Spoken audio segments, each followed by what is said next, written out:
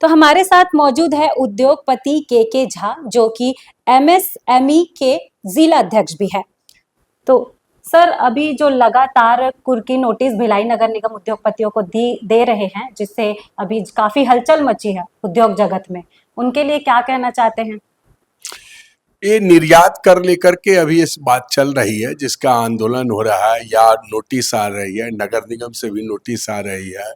नगर निगम से नोटिस के बाद यहाँ पर उद्योगपति लगातार 6 महीना से इस पर चर्चा कर रहे हैं और स्थिति तब भयानक होते गई जब क्या कहते हैं उनके द्वारा कुछ यहाँ पर नोटिस दिए गए। नोटिस देने के बाद सब एकत्रित हुए, जिसमें एक संगठन बना। संगठन में निर्यात कर असूली से संबंधित संगठन बना।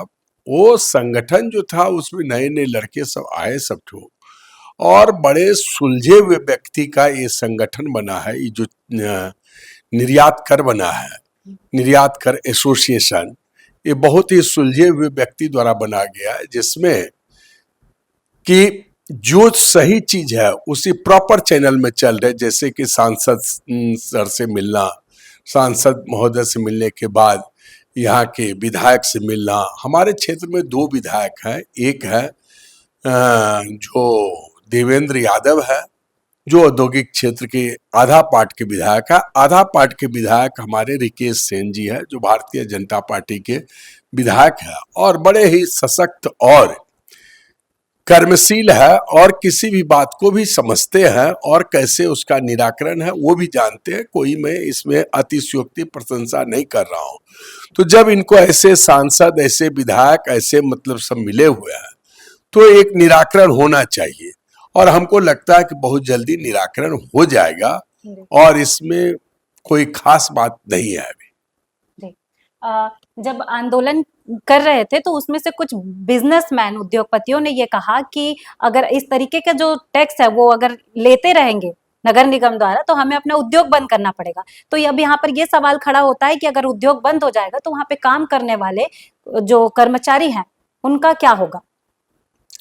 नहीं, इसमें एक मतलब युवा का जोश होता है और चूंकि इस तरह के परेशानी बहुत बड़ा परेशानी था, क्योंकि जो मतलब टैक्स कहीं लिया ही नहीं, जिस टैक्स का नाम था ही नहीं। जैसे कि जीएसटी अभी आया, जीएसटी के पहले यहाँ पर सेल टैक्स था, सेल टैक्स और जीएसटी के बिटवीन वैट चला।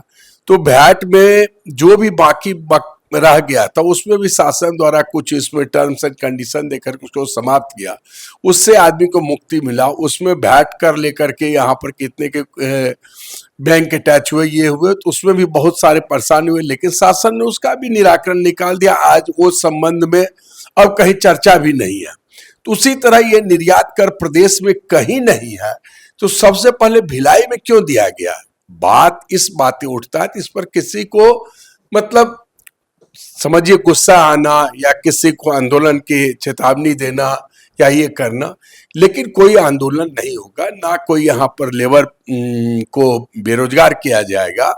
और शासन भी जानते हैं और खास करके जो प्रधानमंत्री नरेंद्र मोदी जी है उनका कहना है एक देश एक कर, और जीएसटी जो है एक कर के तहत था। और यहाँ के जो अभी वर्तमान शासन है वो शासन जानते हैं कि एमएसएमई को किस तरह से बढ़ावा दिया जाए।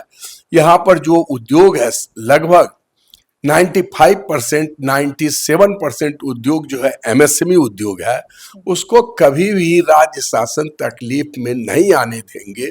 मैं जानता हूं क्योंकि एक से एक एमओई कर रहे हैं और शासन चाह रहे हैं बाहर से उद्योग आवे, उनके लिए सारे प्रोटेक्शन, सारे क्या सब्सिडी सब कुछ दे रहे हैं। ऐसा नहीं होगा, ना कोई आंदोलन होगा, ना कुछ होगा, ठीक है। लेकिन जब तक में ये लोग करेंगे तब तक में यहाँ पर नेता भी सशक्त है, शासन, प्रदेश शासन भी सशक्त है और उद्योगपति का जो पहल है वो भी बड़े मतलब प्रॉपर चैनल में चल रहा है। आज से कल तक में समाप्त हो जाएगा, मेरे को ऐसी संभावना। और मैं उद्योगपति से इस बात के लिए अपील करना चाहूंगा कि उद्वेलित ना हो और जो आप लोग इस अल्प समय में नए संगठन को तैयार करके जो कार्य किया है वास्तव में सराहनीय है और इसी तरह से करते रहिए।